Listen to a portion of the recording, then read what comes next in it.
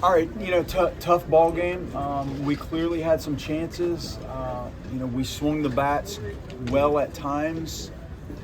I think we had 8 hits, and one of those was extra bases. I had Delamalures in the 5th, and then I think we went walk to follow that up, and one of 3 double plays that we hit into, and again we were in position in that inning. It looked like we had some things that were going to generate more than the one, and come back, and I think we in the bottom of the 5th got 2 quick outs and ended up giving up an 0-2 3-run home run. So that 5th inning appeared to be the turning point in it. They have very talented arms. From start to finish, their arms were good, and we punched out at a clip that's not going to allow you to force them into a lot of mistakes. We punched out 12 times. I think they struck out 5 times. We walked 7. We tried some things, trying to make some adjustments to maybe help be a little bit more consistent in attacking the zone. But maybe not so much today. And again, a couple of the hits that hurt were in counts where you're trying to finish people and strike people out, and we obviously did not do that. So tough, and that's a good team. And you have to execute, and you don't have a huge margin of error, and their swings damaged. We had some good swings, but not a lot that actually damaged, and we had some opportunities and guys that had delivered for us and will continue to.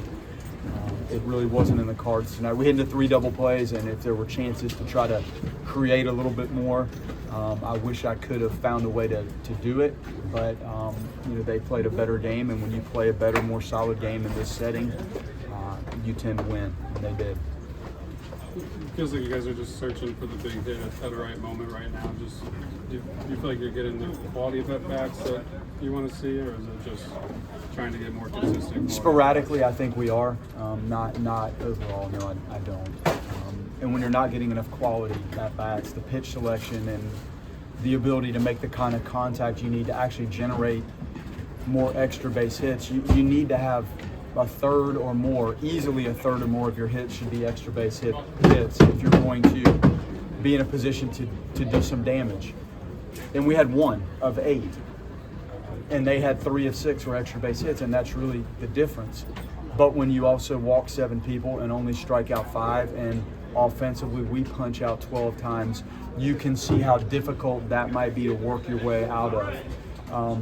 I thought we played solid defense. I thought Lodis made a couple really nice plays, and I was fine. Carnes, a couple really things that were well done behind the plate. But again, the command and the put-away capabilities on the mound, and then a little bit tighter navigation of pitch selection than at bat is the difference. And that's a huge part of the game. So it is a small difference, but ultimately in this sport, those are huge things.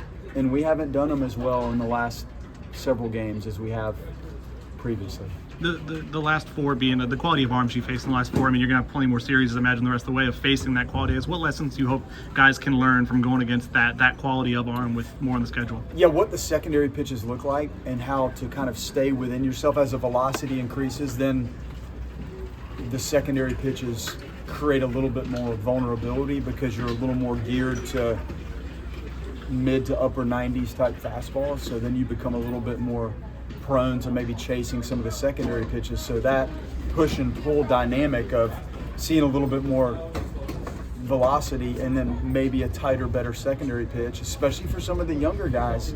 And we have a good group of younger guys in this thing right now. Chase Williams will be back this weekend, and that's a piece in whatever way we decide to involve him. Like that's a good piece.